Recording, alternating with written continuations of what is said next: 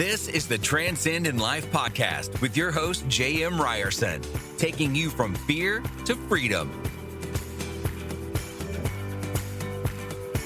Hey, what's up, guys? Welcome back to Transcend in Life. I'm excited about today. This author and speaker is really inspiring. Michael Gallagher has spent a lifetime studying what causes some people to adapt and transform to match their circumstances while others struggle to find their way. In his research on transformation, Michael realized there were only a few big blocks that everyone needed to build upon to create lasting change. He's the author of Waking Up, A Guide for Transformation, and has a passion for sharing these life-changing tools with others. Michael has successfully built several businesses, overcoming challenges that should have left him a statistic. Man, I'm so glad to have you. Welcome to the show today. Thanks a lot, Jim. It's great to be here. Well, it's truly my pleasure. You know, you say in that intro, literally overcoming things that could have left you as a statistic. And that is not just a cliche. Like, this is, you experienced some real, challenges in your life. Do you kind of give me your story? Because I'm excited to talk about the book and some of the things you've been able to overcome, but tell us a little bit about your story. Yeah, I'd be glad to. Thanks for the opportunity. So I'll tell you early on, the reason that is in the intro, life that could have just left me a statistic. I grew up with a father who was an addict, a career criminal, was in prison on and off throughout my childhood. So his lifestyle coming into our home when it did was definitely that influence. And then what my childhood and how I was raised to deal with problems, how to deal with fear in particular, led me into an early adult substance use disorder. I was an alcoholic. I abused cocaine heavily. And so that's really some of the subject of the book is how I overcame that, how I overcame other things. While at the same time, I was building a business because I don't think that I'm unique in dealing with substance use disorder. Yeah, it is interesting. We'll see high level performers out there who on the surface, everything looks great. Business is going great. But man, it's a hollow experience, and it doesn't really matter what's going on with the bank account because they're not truly happy. Is that dealing with pressure? What was that for you? Was that literally the product of your environment, and that's just what you saw, so that's what you went into? Or were you dealing with something else that over other lying issues that led to that? Yeah, so I think probably it's both. Definitely childhood. My mother was a part of a cult, or what I would call a cult. She was one of Jehovah's Witnesses, very high mind control group. I grew up in that environment without, very fear-based. Every teaching was about tomorrow Armageddon is going to happen. So, fear was a continuous part of my life, and how to deal with that. We never learned how to deal with that. So certainly numbing those things was part of it. But also, it was just our mantra: work hard and play hard.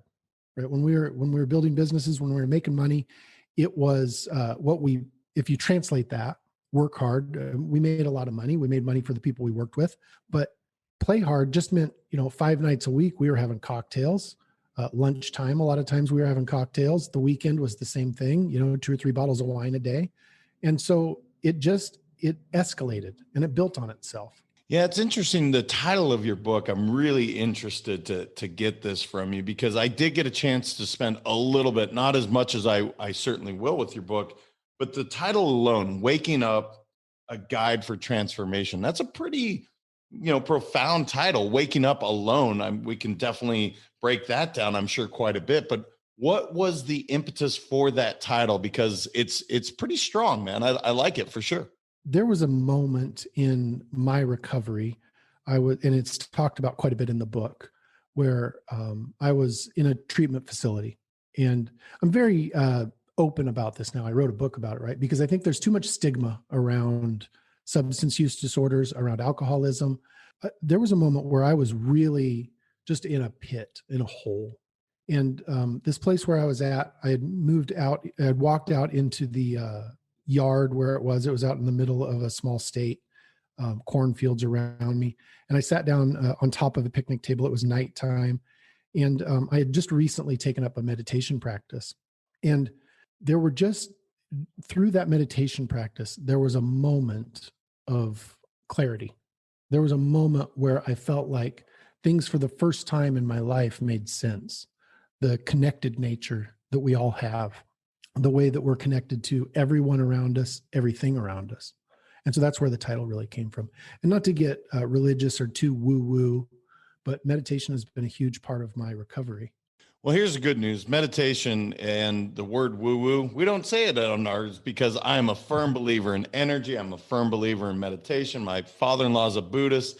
That would be the religion, quote unquote, or certainly spirituality I am most akin to. So I'm into it, man. So don't worry about that.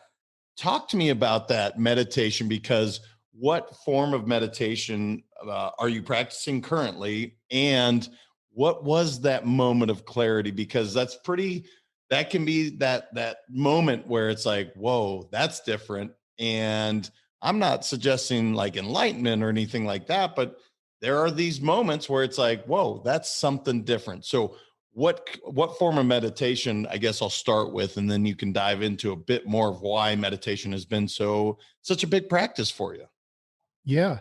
Well, at the time I was using a mantra or meditation that particular thing happened. But since then, in my practice today is I get up early in the morning, I read for a while and I meditate. I get up 4 or 5 o'clock in the morning usually because I have 4 kids and it's a noisy house and you have to carve out time where you can. And today, really, I do mindfulness meditation as well as a lot of contemplative meditation. And then still some mantra meditation as well. Does that So answer you your question? mentioned you meditate, you read, and if I remember correctly, you exercise. So you literally knock out the big three to me. You take care of the mind, the body, and the soul. Is that's part of your daily routine? And that's you don't miss that every time you wake up? That's first thing in the morning. And I do that because I know by 8 o'clock in the morning, my brain is already spinning fast enough that I can't slow it down, and I have to do something to center myself or to ground myself first thing. And honestly, it's just convenient that time of day for me, first thing in the morning, just because, like I said, I have 4 kids, and it's noisy I'm later on. curious, brother, just because a big part of what I do with my own meditation, I love having the sun on my face when I'm meditating. Is that part of your practice at all? I'm just curious. At times, throughout the day, there's a park real close to my office where I'll go, very little traffic, and that's wonderful. But I find my mind is a lot more receptive early. The earlier I can do it, the better. And a lot of times, I live in the middle of the country, daylight savings time. So we don't get a ton of sunlight. That can be hit and miss depending on the season. Are you doing more of a guided meditation, or is it really you just quieting your mind? I'm just, because I think so often meditation can almost be overwhelming or scary to people that haven't done it. My mom would be a great example. She's like, Jam, I can't stop my mind from going for 5 minutes. I'm like, that's fine.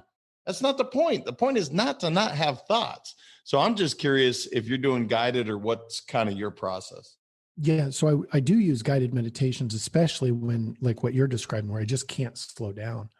I think some of what you just said, though, JM, because I talk about this a lot when I'm introducing meditation to people, and I think some of it is we as a group, or a culture of people that encourage meditation as a habit, haven't defined it very well. We haven't explained to people what it is even. Where my idea was, before I started a practice, was it's either a guy in a diaper on top of a mountain, or some hippie in high school that was sitting on his mom's couch getting high. So those were the 2 pictures I had in my head, instead of the idea that when I sit, my mind's not necessarily going to be quiet, and when a thought comes, I just try to nudge that aside as best I can and give myself permission to think about it later.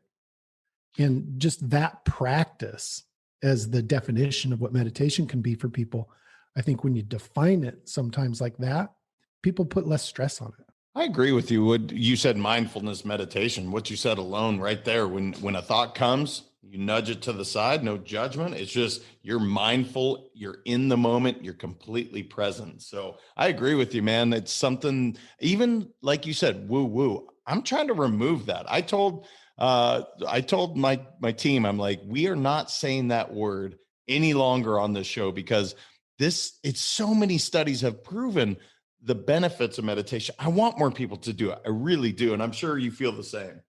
Oh, absolutely. In fact, there's an entire chapter. The second to last chapter of my book is about meditation, along with some other big blocks of change that I talk about.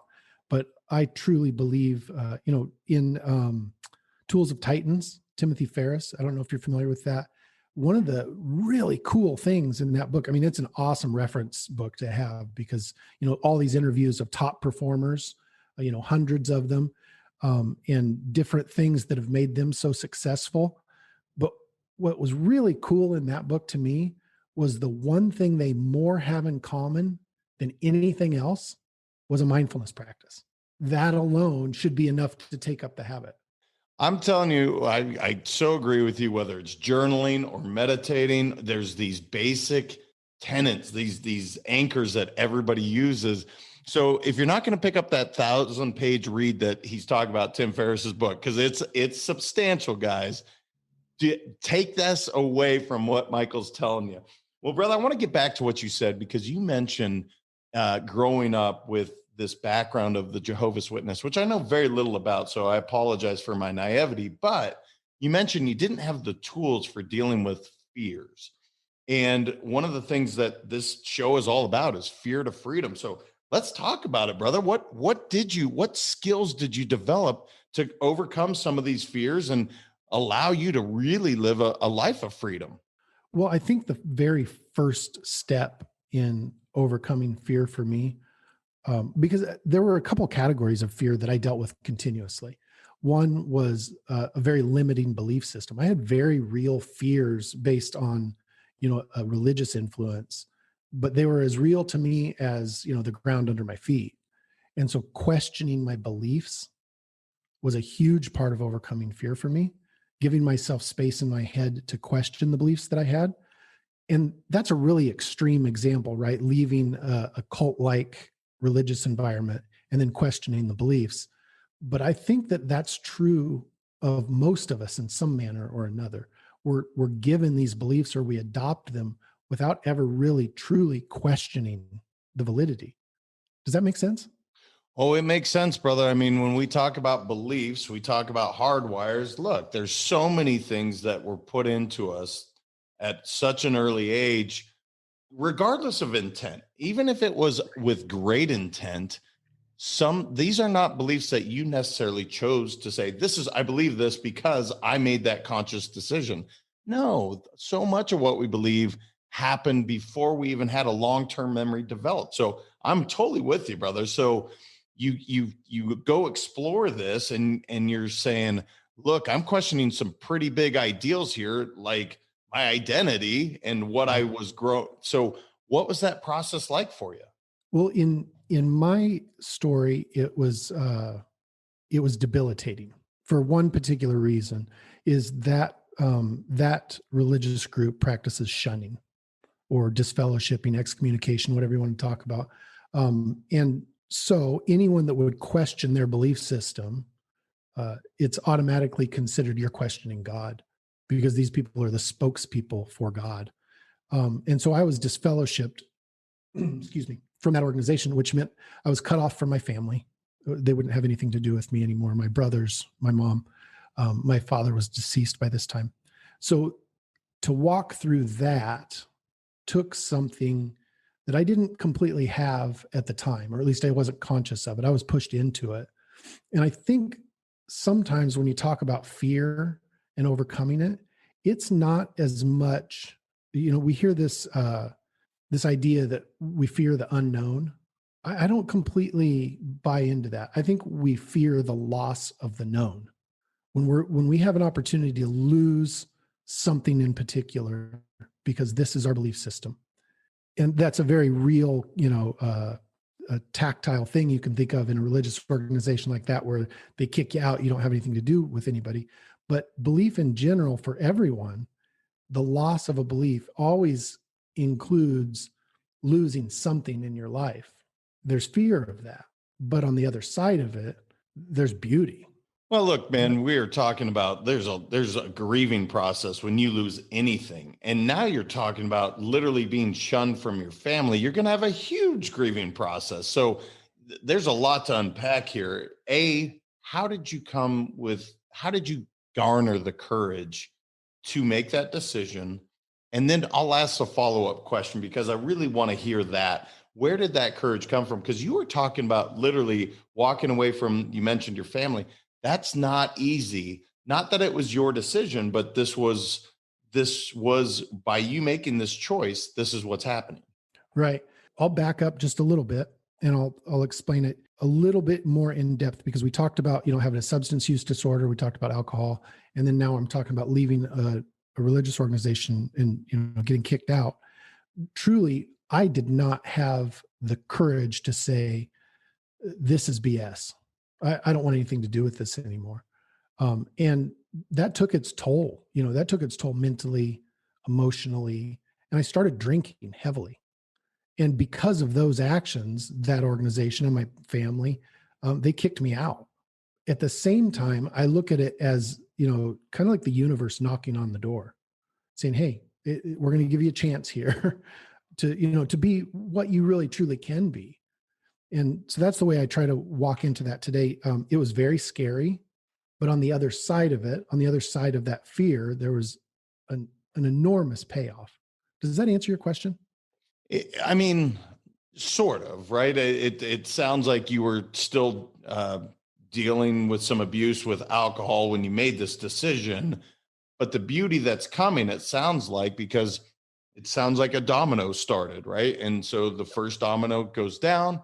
And now I don't know, because I didn't get a chance to read the book, and I'm not trying to give away your story, but if there was a moment where you're like, I need to not only leave that, but I'm going to fully recover so I can show up as my best self, not just in business, but as a family man, as a human being. I want to show up as my very best self.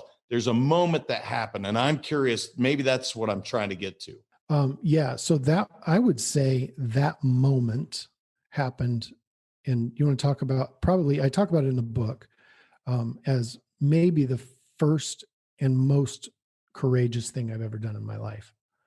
And it was a little thing when you look at it. I said to my wife one day, this is too much and I need help. I'm making a mess out of my life. And I told her I needed help. So, being completely vulnerable with her and telling her I have a problem and I need some help, that was that moment for me. That's when, I was looking, this is not a life I want. This is not how I want to live. And I can be a lot more than this. I know I can. And that's where that moment, that, shift started. And I think that ties in really well with courage and fear. Well, 100%. Again, the stigma of men are, we're supposed to have the solution, or that's the stigma that's brought along. And to say I'm weak and I need help, or this is too much, I'm overwhelmed, I need help. That is a huge act of courage. So you take that and she supports you and says, I agree, or I'm just behind you, Michael, whatever you need. In any relationship, any marriage, when there's someone abusing substances involved, it's not as simple as, hey, I'm just going to get behind you and fix it for you. But she was incredibly compassionate. And that is something that she had in spades. I mean, she is incredibly compassionate, and she helped me to find the right resources, which I give her credit to over and over again, how compassionate she was in that situation.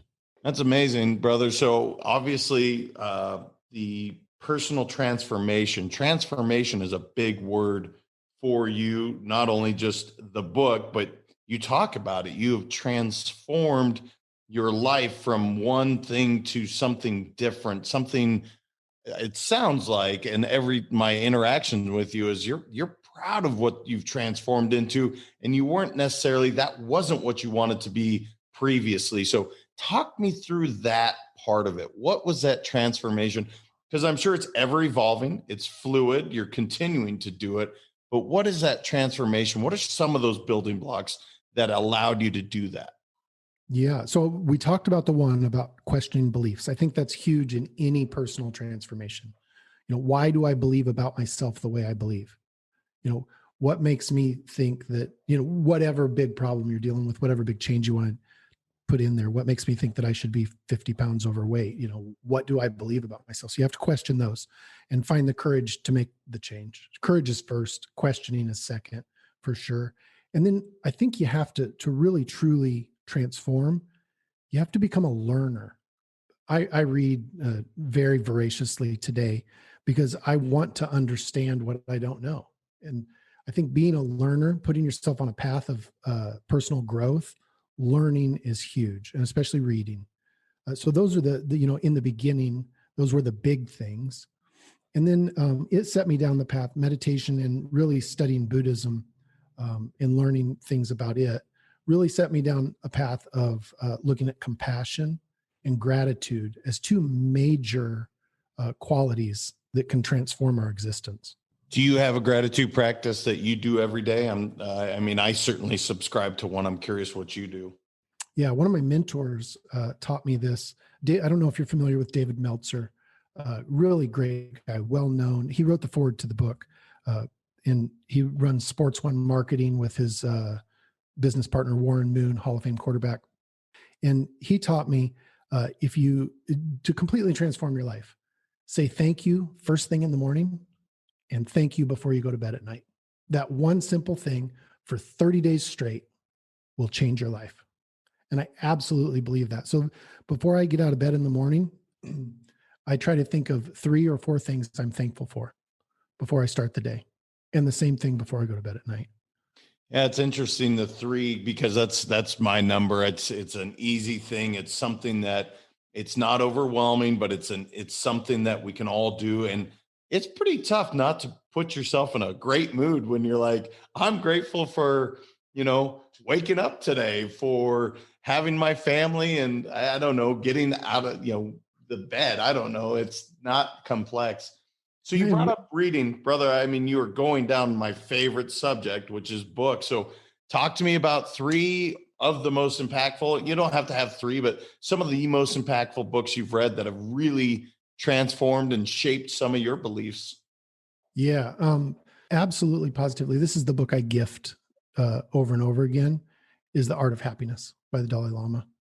If you want to talk about a textbook about how to be happy, the psychology behind it, immediately go get that book and read it. It is wonderful. It's a yearly book today. I read it at least once a year. Then there's, the list gets very long after that. I wouldn't put my book in the top 3. I think that's pretty ego driven, but I would kind of like to say it here as a joke. Say it, brother. Look, you wrote it. You should be proud of that, man. No, I am. I think there's a really good message in it for people, and it more than just overcoming addiction. I think there's true transformation. There's a really good message in it. Napoleon Hill is a wonderful writer, or was a wonderful writer. There's one book in particular that I've read probably 10 times, and the title of it is just not coming to my brain right now. From Napoleon? Yeah. Grow Rich? Is that what you're looking for? Nope. No. In fact, it was a follow-up, and it has the entire book is the story around it is pretty cool too, is him interviewing the devil. Does this sound familiar at all? Yeah. And I'm failing on the title. But yeah. And it's just not there. And I've read it over and over. So anyway, the story behind that book is pretty neat, where, he wrote this book as a follow-up, and the whole concept is he's interviewing the devil. The devil insists that he call him Your Majesty all the way through the book. And he's talking about why the devil has so much power over people, which, I don't believe in believe what you want. I don't believe in a wicked spirit that decides to trap people, but it's just the concept of that, the negativity trapping people. And so he took this manuscript to his wife, and his wife read it. They lived in this community. They went to a church. And she said, "You can't publish this. If you publish this, we're going to get, blacklisted. We're going to get run out of town on a rail." And so he didn't. And then many years later, someone else in the foundation came across that manuscript, was going to publish it. Same story. Took it to his wife, said, "Look at this. Look what I found." same thing. You can't publish this until finally, and it was like, man, I think I'm going to say early 2000s before it was published. So it's a really cool book. Outwitting the Devil. That's it. Thank you. Yeah. Well, talk about staying power, brother. I mean, what he was writing in the 20s, and he still has these books that are so, they're so relevant to today. So I love it, man. That's awesome. Yeah. And then as far as a third book, really Eckhart Tolle, his books are always good, but The Power of Now, I would say, was a big one for me. It's a good one. And for those that aren't willing to read it, I mean, the idea of staying present and really giving everything to the present moment, just as we're doing right now, like giving Michael everything I got and he's giving it back to me, that's the whole idea, man, is just being in the moment. Let me ask you this, brother, just because obviously failure doesn't go away just because you found this transformation. We continuously fail. What's your process when it comes to I failed, quote unquote? What does that look like for you so that you continue to get back up and continue to succeed and strive in life? I think small habits turn into bigger habits, right? So I don't know that I have a secret, but I know that if I follow the small steps that I have in place, if I wake up and I have gratitude each morning, if I follow a routine where I meditate, if I learn, then it's fairly easy to adjust to what, would be considered a failure, and it's easier to learn from them, right? Thinking of it instead of a stop sign, think of it as a turn signal. You adjust. And let me ask you this, just because, again, you've had this moment and you are inspired, or you certainly were, and you continue to be. What does inspire you on a daily basis to show up as your best self? In this line of conversation, it may sound cliche, but compassion. I think it completely changes our entire existence, and especially around the idea of, with the subject of your podcast about fear and overcoming fear, making compassion a part of your life makes such a substantial difference in overcoming fear, even on a physical level. So just looking for ways every single day, how can I show compassion to other people? That's why I get out of bed in the morning. Yeah, it's interesting. So is that just showing compassion to others, or is that you also showing yourself the love and compassion that you needed, that you are enough, you do deserve a better life, you do deserve to be everything that you want to be and be happy in business and in life? Is that part of your compassion? Absolutely. And it's interesting that this conversation has just followed along the same thing, because in the very last chapter of my book, it's the title of the chapter is "What Does It All Mean?" And what I can say today is that I'm happy. I'm truly happy. And it's not because everything's perfect or that I'm perfect, but I truly believe today that I have a space in this universe. And with that belief and with that feeling, I would call that self-compassion. Well, the truth is there is no perfection, right? It's Right. unattainable. That's why it's called perfection. So to even try to reach that is actually a form of punishment, because nobody's going to do Right. it. So that's where you found that, right? You're happy. You found, I'm going to give my very best. I'm going to show compassion and love to others. And that, I guess, will be my question is, what is your vision of what you're doing? So you write the book, you're sharing your story. Why, brother? What's that all about? What are you really trying to do? Yeah. So with the book in particular, I think it's twofold. One, there are a lot of people suffering from substance use disorders. A recent Gallup poll showed that 46% of Americans either are dealing with a substance use disorder themselves or someone in their family is. So that's touching almost half of us, right? You get into extended families, it's even bigger. And there is a great deal of suffering around that for family members, for the person suffering themselves. So I wrote the book to help with that, but also the purpose behind it was there's a lot of stigma in this subject. And people, just like we talked about earlier, as a man, as in business, there's fear of that stigma. And the only way we get past stigma is if some of us start talking about it. I mean, I can think of half a dozen people right now in, my immediate sphere that are probably suffering because of substance use disorders. And I think every one of us can think of that many or more. And so we have to start talking about it with people to show that it's not a weakness. It doesn't make you a bad person. It doesn't, take away your rights to be in this universe or your value as a human, but instead, let's give you some better tools to deal with it. So how do you do that without overreaching your bounds and not coming off as preachy? Because I think that would be the challenge, right? Is like, you're not trying to do that. You're actually saying, hey, I can see you're hurting. I just want to help. But how do you do it? Because I'm sure you've sponsored, and I'm sure that's a part of what you do. But what is that first step, brother? Because we're having a conversation. People are listening right now that have these challenges. How do you reach them without, I guess, really pushing them away? Yeah. So I think, I think number one is being vulnerable, sharing a story. It is a lot harder to have. It can go either way. Let me back up. It can go to the side of it sounds preachy because I used to be an alcoholic. I used to be an addict, right? If you allow it to, but removing ego from it, sharing your story in an authentic, vulnerable way, and then saying, this is what it was like for me.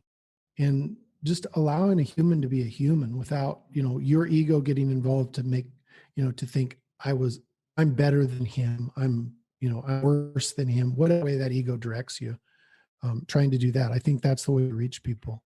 I love what you're doing, man. I guess my last question to you, or I'd say last, I'll probably have more, but what is the word freedom? What does that mean to you?